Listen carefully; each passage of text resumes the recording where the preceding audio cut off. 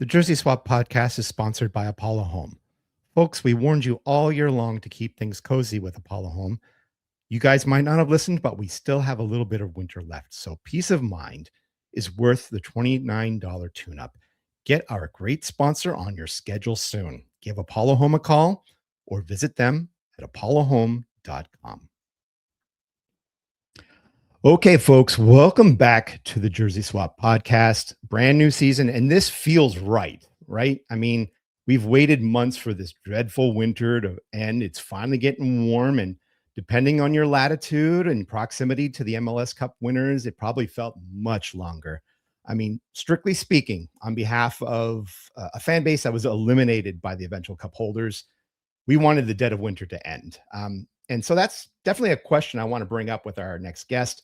They had so much promise in the early days last season. Now let's see if they get the new head coach bump, even though the head coach is the same as the first coach. Tata Martino is back. So let's see if the 2026 season is as golden as their new kits.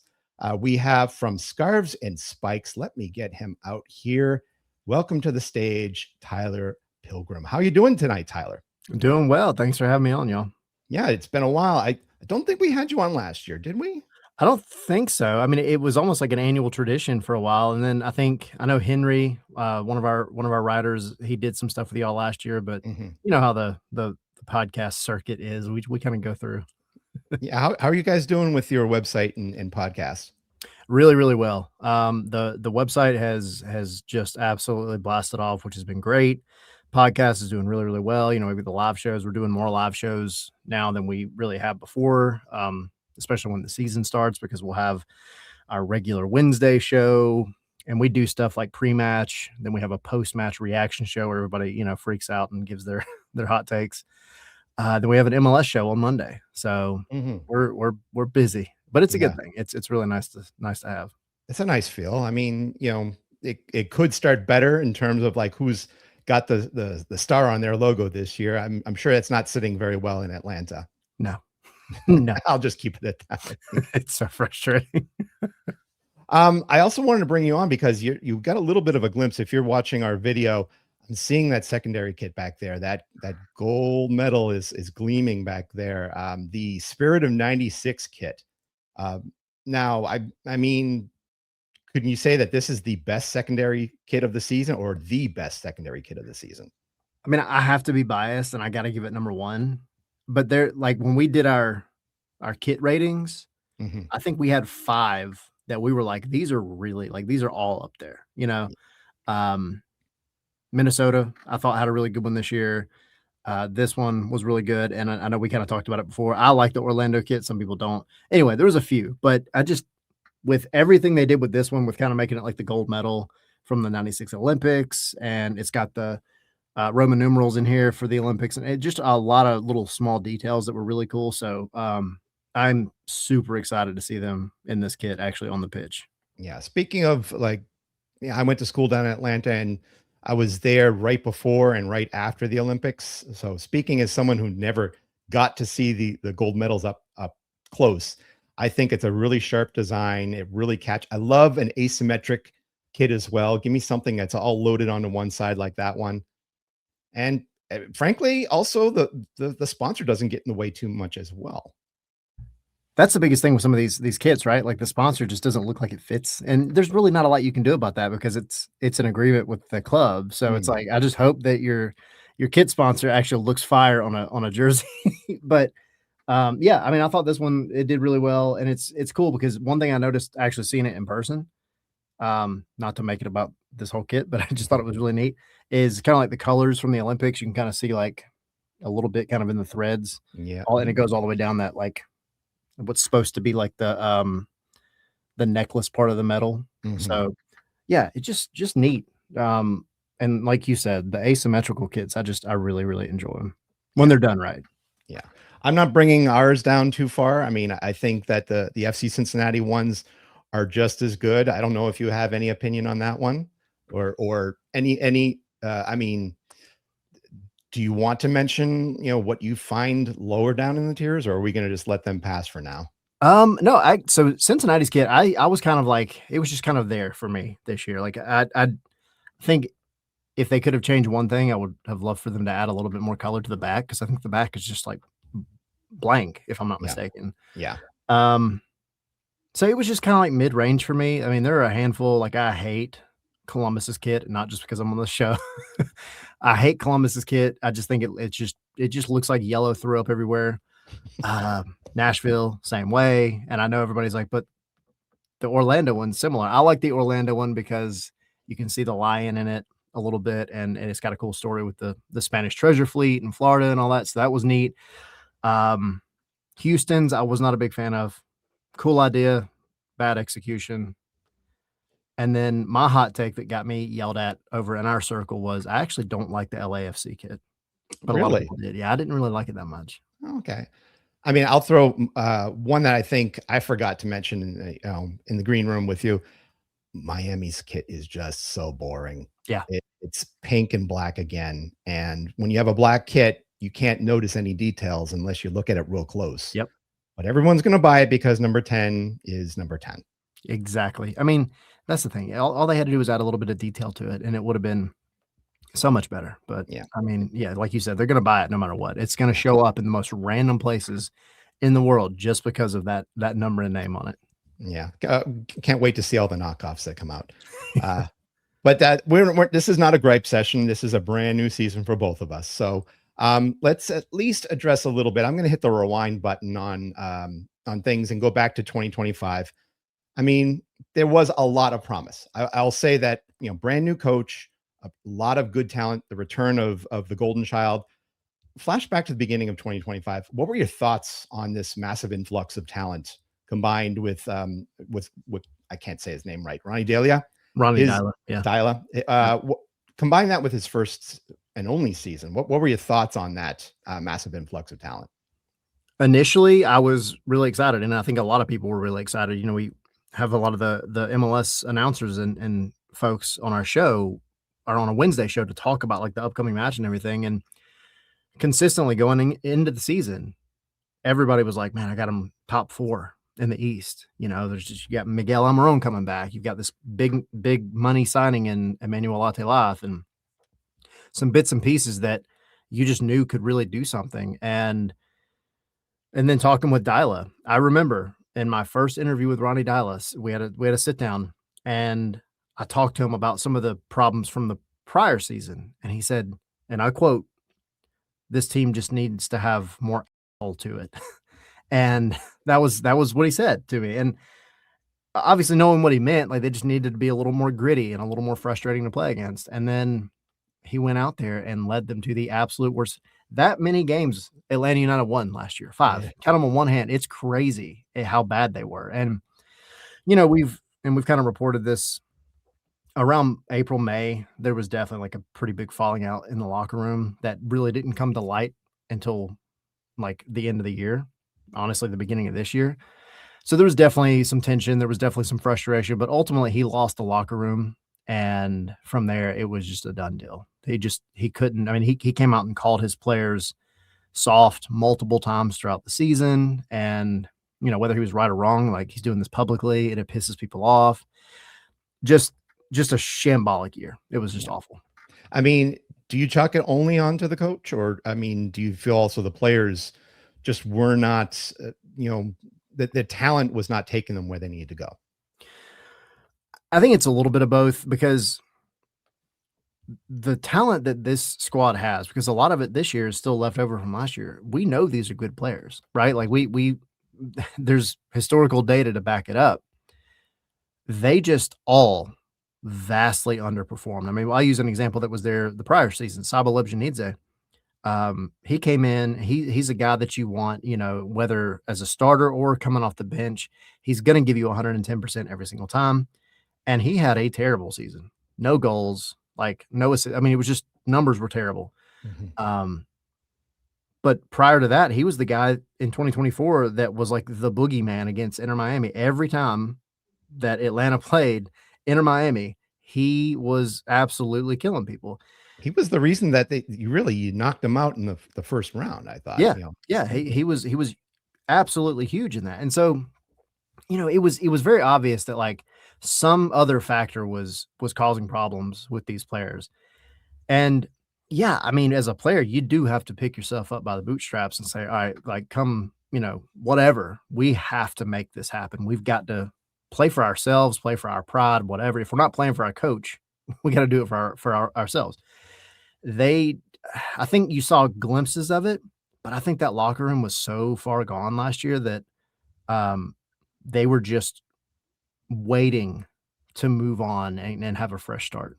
Yeah, there was a lot of disjointed um, times that I looked at Atlanta. I'm like, they should be doing so much better. Latte Lot should be screaming for the ball and sweeping them in, but it never really seemed to get to them.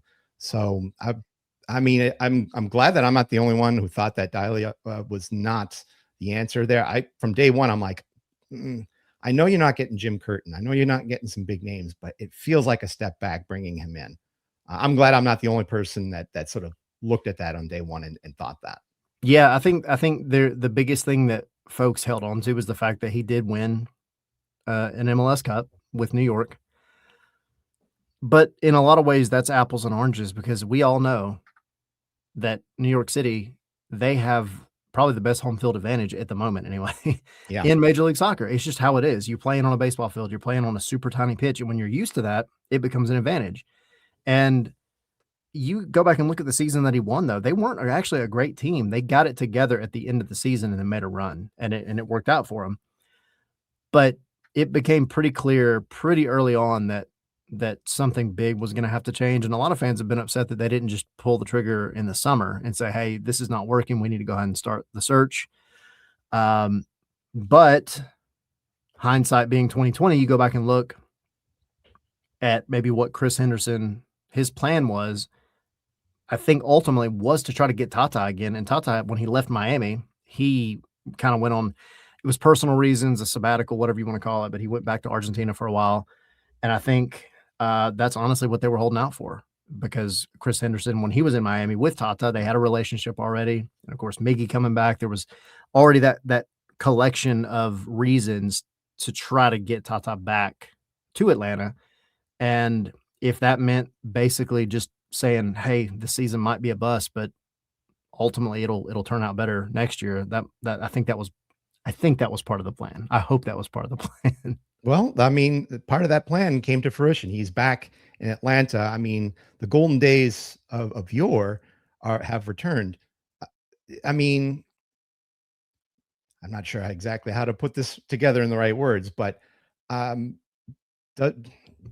does the fan base feel that this can work? Is it just merely bringing the right coach back and having a second time around? Yes and no.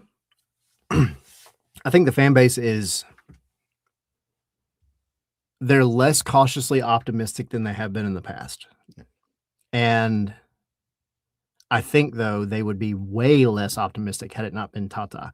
I think had you just brought in, honestly, anybody else, I mean, short of like a big name, like super big name coach, I don't think the fan base would have been super happy. Tata Martino, obviously, legend in Atlanta, legend in a lot of places, but legend in Atlanta, and you can't take that away. So then you couple that with the fact that you have Miggy back here as well, also a legend. That was huge just on the PR front. But they didn't bring Tata back just for, as a PR move, just like they didn't bring Miggy back last year as a PR move. I mean, it helped, right? But going into this year, and after hearing Tata Martino talk, it's just the things that he says. He's like, we're going to build this team around Miggy. I know the type of player he is. I know the type of leader he's becoming and everything else. And this roster's not where it needs to be. That was in his first press conference back in whatever it was, early December, I think, or late, whatever. But he kind of went into detail and set expectations for the fans to say, like, yeah, I know people are excited. This is a new, fresh page, but there are some things that need to happen before I feel like we're a truly, truly competitive team. As someone who has seen a second coming, Brenner coming back next year, and it felt like that burnt bridge had been reconstructed, at least temporarily. I can definitely attest to the whole idea of bringing someone back for a second chance. And it seems like that's what Atlanta's trying to do. If they can catch that lightning in that bottle, by all means, it's a good attempt on bringing back the heyday.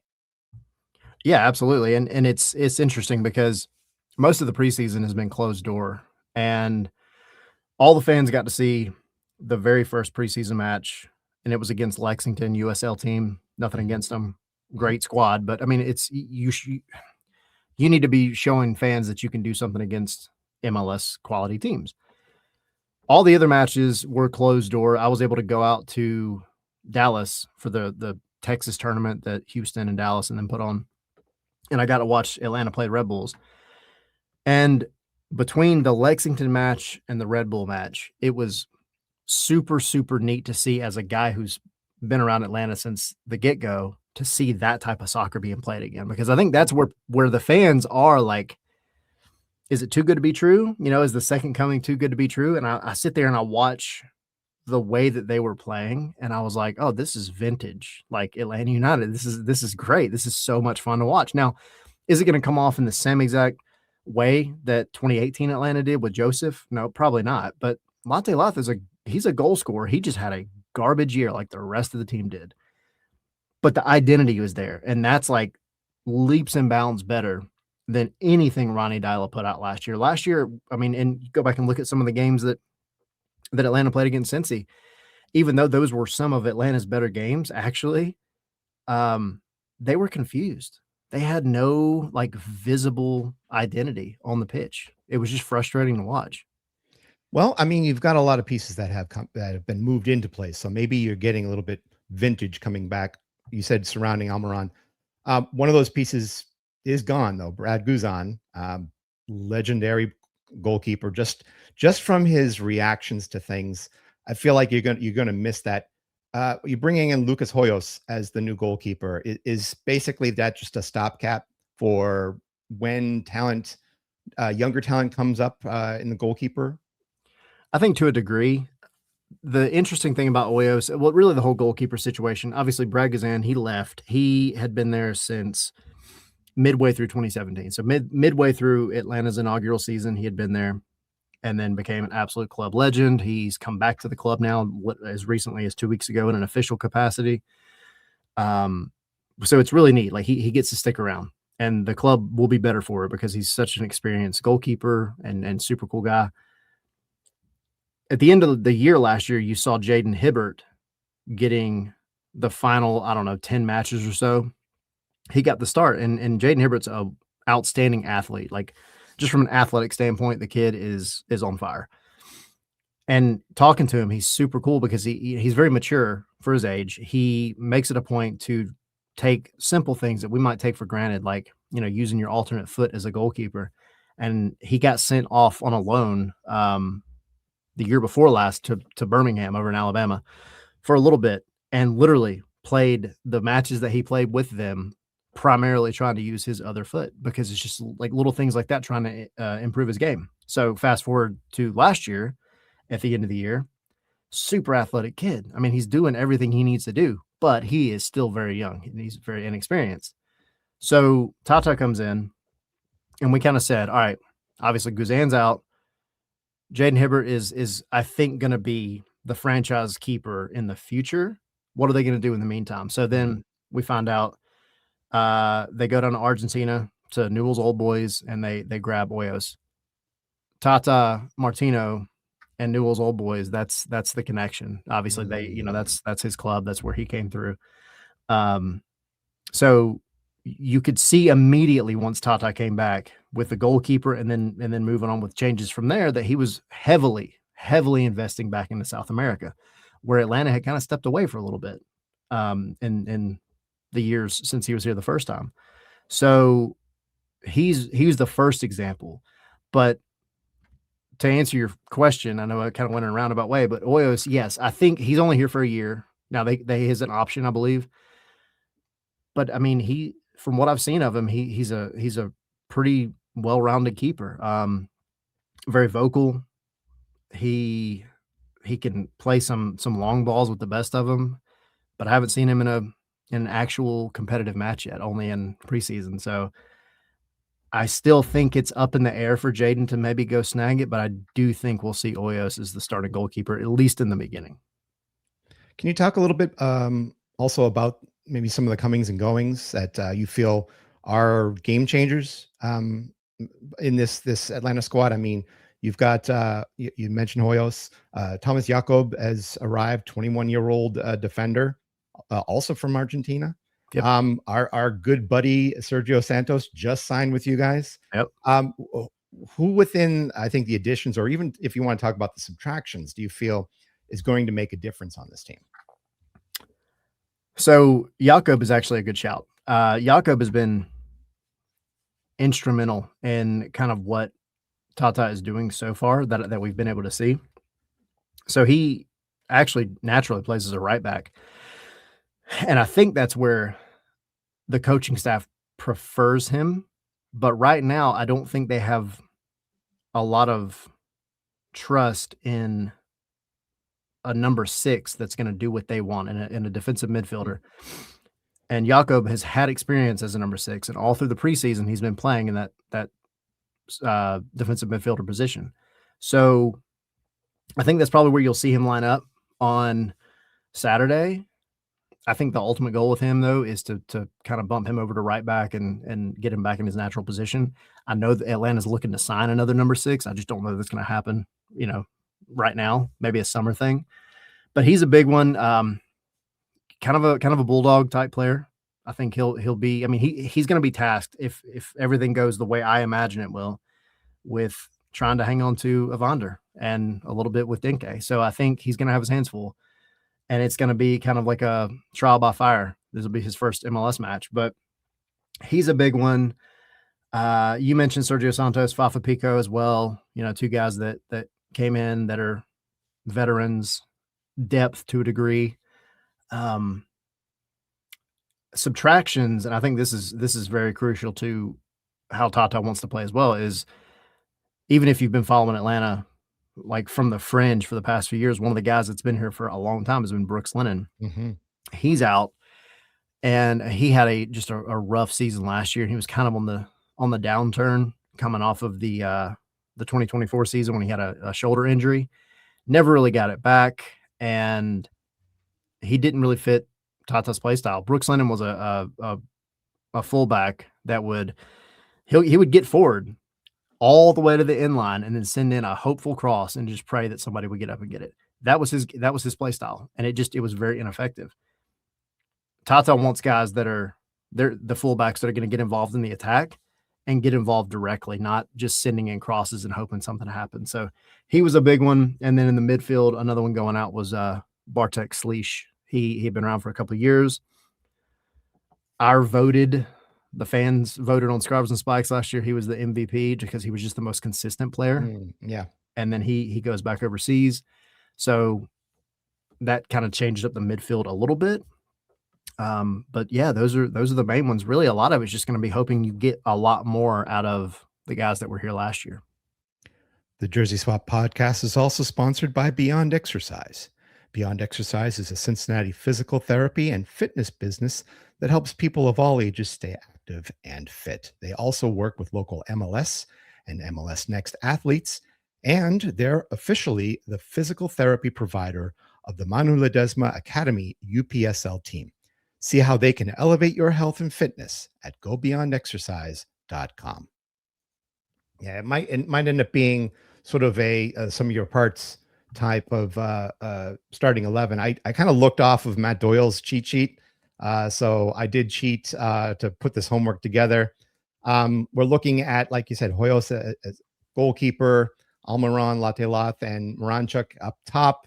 You had mentioned Jakob, so I put him in the 6. But looking at this starting 11, do you basically think you might see that on Saturday? Yeah, so the article that I'm working on that's going to go up on our website in the morning, it's almost identical to this. The only thing I would swap out is Better Call probably won't start.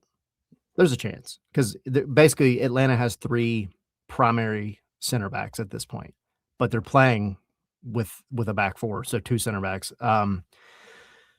I think it'll be Mihai on the left, and then I think it'll be Stian Gregerson on the right.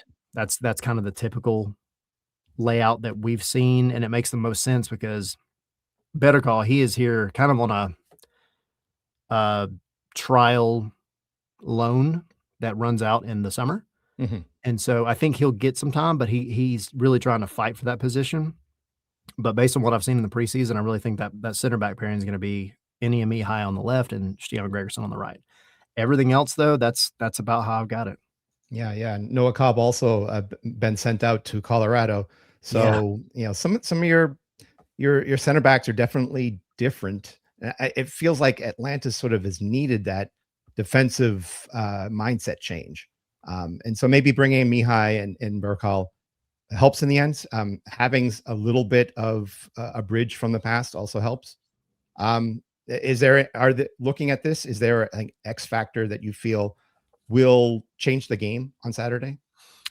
Yeah, and it's funny because people that like Atlanta fans that follow, kind of like how y'all's fans follow Cincy, like super in depth, they hear this, and it's in my article tomorrow too, and I'm sure I'm going to get all kinds of fun stuff for it. But Tristan Miyumba, he is a guy that came in a couple of summers ago, and in the summer to the winter, absolutely was amazing. And he just has not been that great over the past couple of seasons. He's had ups and downs. Had an interview with Michael Parkhurst, MLS legend that played for Atlanta back in 2018 as well. And he referred to Tristan Miyumba as a coach killer because he was so inconsistent. He was a guy that would give you, a pretty good game and make you feel like, oh, this guy's good. So you would start him for a couple more games, but he would give you these crap performances, and it would, coaches would just kind of hang on to hoping they would get the good version of Tristan. And Tristan Miyumba, again, in the couple of matches I've seen in the preseason, has been one of the most dynamic players on the field. And so Atlanta fans, I think, just have to hope that we consistently get the good version of Tristan. But the way that Tata wants to play, obviously, is that kind of quick transition, counterattacking soccer, and that relies on your midfield trio, whoever it may be, springing an attack as quickly as possible. And Miyumba, in every minute that I've seen, he is super forward facing, super quick to turn and just play the ball up to whoever it may be, whether it's Almiron, Saba in one of the preseason matches, Latte Loth, whoever it is. So what I've seen of him has been really, really encouraging. You just have to hope that you get it in the competitive matches. But if there is an X factor, I think he's kind of like that sleeper that people might look and say, well, he hasn't been good in a couple of years. If we get the right version of him, he would be a game changer for sure. Yeah, I want to see some good consistency, and if you can get something out of Muyumba, Lobchenitse coming off the bench and maybe giving you like 20 minutes of power. If I recall, he had been an FC Cincinnati killer as well in the past, so it would be good to see. I think that set of charge coming off the bench. Yeah, for sure. So let's we're down to the last 5 minutes of this recording, so let's put it all on the table. I mean, what maybe not asking per se what you expect the result to be, but what would a good result be for Atlanta? So I'm not saying this is a cop out. I'm saying this actually is a very specific reason. A good result would be a draw. You get a draw on the road MLS, that's usually good, especially when you've got as much change as Atlanta had in this offseason. Things are still trying to come together. But I would argue with a lot of people that a good result would be one where we see this team play with an actual identity and be competitive for 90 full minutes, because it has been the outlier over the past few seasons that Atlanta has been consistently competitive. And so if we can go out there and see a team that is creating chances, hitting on counters, looking dangerous, even if the end result doesn't really go their way, if they have that identity that we know Tata wants them to have, I would take that as a good sign, because you didn't have that at all last year. You had zero identity and it just looked confusing. So look, I mean, I would love a win. A draw would be really cool too. But even in a loss, I think as long as the loss includes them actually showing what it is that they're trying to do and being consistent with it, I still think that's a good thing. I think and I'm basing this on sort of how FC Cincinnati has come out of the gate in the past few years. I think you're going to have to show, and I'll be honest, a win. You're going to have to show a win against FC Cincinnati. Toronto played them to a 0-0 draw early on 2 years ago, and then they stunk after that. Yeah. New York Red Bulls played a close 1-0 loss against FC Cincinnati last year, and then they kind of stunk. So I really think a draw, while it would be nice, I think if you want to see consistency and I think a little bit more hope for the future, you're going to have to pull out a win against this FC Cincinnati squad. I think Pat Noonan did a good job yesterday by playing the likes of Evander and Denke for only 60 minutes, not playing the likes of Tian Chedeb, not playing Pavel Buka, having them nice and rested for this game. It's going to be outstanding. I'm hoping that you're going to have as healthy a starting 11 as possible. Probably not going to get Matt Miazga in the middle, but you also have a semi-rested Robinson as well. And I personally, I see FC Cincinnati coming out with 3 points in this. I'm going to say, hey, if it ain't broke, don't fix it. They're going to win by a goal again. That's how they rolled last year. I don't see an instant fix like that. And that's the main thing, you know, when I was kind of doing things, getting ready for the article that I wrote as well. You know what you're getting with Cincinnati, and that's not a bad thing. Like you have an identity, and that's a step above what some teams can claim. When you have an identity and you know what you want to do with the ball, that's half the battle. And so that's the biggest kind of variable for Atlanta is we know what the identity wants to be. It's a matter of can they go and execute it. And in the preseason, admittedly, they've looked really good with what Tata wants them to do, but preseason's a whole different beast. You know, going on the road in an opening day match is totally different. So, I mean, go back to 2018. I guess I'll hang my hat on this. 2018, Atlanta lost the season opener in Houston 4-0. And everybody was like, oh no, what are we doing? And then, you know, the rest is history. So I can only hope that if Atlanta does lose Saturday, maybe they can turn it around and make something happen. I mean, we've had some disastrous stinkers against Austin to start the year, and St. Louis beat us 5-1 to start a year. And but things have gone well under Pat Noonan. So I think whatever happens really in this first game, I think we can sort of put a little bit under the bridge. But I think both teams want to see at least improvement from what last year served up. I think both of us can agree that our teams, we were not satisfied by the end product. Yeah, for sure. And I go back to the Cincinnati, the last playoff match. I thought like I really wanted y'all to take Miami out of the playoffs. I feel like we let you down, man. I got to give them credit because they did a good job keeping Evander out of the game. I thought Evander had a really tough go of it in that one. So I'm kind of hoping Atlanta takes a little bit out of that playbook. But, you know, I think Cincy's overall idea of what they want to do, I mean, it's successful more often than it isn't. So, you know, it's always a tough game. And this is always one of my favorite matchups in the year because I just feel like they're even when Atlanta was playing a different style that they didn't really know what they were doing. It's just a totally different version of football than we get here in Atlanta. And so it's always very enticing to me. Yeah. And hey, you've got the nice direct flight too. You can always grab a Delta and come on up. It's a major hub here. So yeah, one of our guys will actually be there. Sydney will be there at the game. Excellent. I think in the press box, if I'm not mistaken. I can't remember if he was getting press access or just going, but he'll be there. I'll be there too. I'll shake his hand. There you go. There you go. We want to thank you very much for this 30 plus minutes here. And let's just open the floor up here. You know, vibe check, you know, let us know what you're doing. Let us know where we can find you. The floor is yours. I'm actually going to step out and just give you the entirety of the screen here. Sweet. So Tyler Pilgrim with Scarves and Spikes. So the easiest way to get all the info is scarvesandspikes.com. Doing a lot of stuff for the World Cup, obviously this year because of Atlanta being one of the cities, but follow Scarves and Spikes on X. It's Scarves, the letter N Spikes, and literally everywhere else, Scarves and Spikes.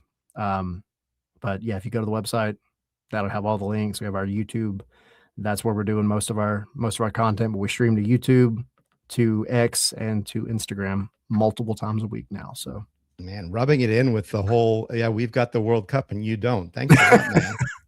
apologies. Y'all are welcome to come down, please. To be honest, it's probably the most direct flight. It's the most, I think it's probably the least amount of time that you have to spend on a vehicle, which would be outstanding. But maybe I think a few of our folks will definitely be down there for the away trip. We love traveling to Mercedes-Benz. Ever since that first away trip I remember with MLS back in 2019, but that's neither here nor there. We're not going to bring that up. Well, hey, but y'all are doing fine now. You got all the bad stuff out of the way. We've got 3 spoons and a platter to go with it. That's the way we see it. Definitely want to thank you for your time, Tyler. It's great talking with you. If you guys like anything that we produce, our live show, these recordings that we have during midweek, we want to get you more of it. So listen to us. Go visit us on CincinnatiSoccerTalk.com. Join us. Become a Patreon. We're on Blue Sky. We're on X. We're on IG. Usually Cincy Soccer Talk. Or just go to your favorite podcast stations. Apple works for me. I'm sure it works for you guys too. So on behalf of myself, on behalf of Tyler, on behalf of everybody at CST, welcome to week 1 of MLS. We hope that we'll have a great season. I guess Atlanta can have a good season too. Hopefully. Thank you for your time, man. Keep your kit clean and let's have fun on Saturday. Thank y'all.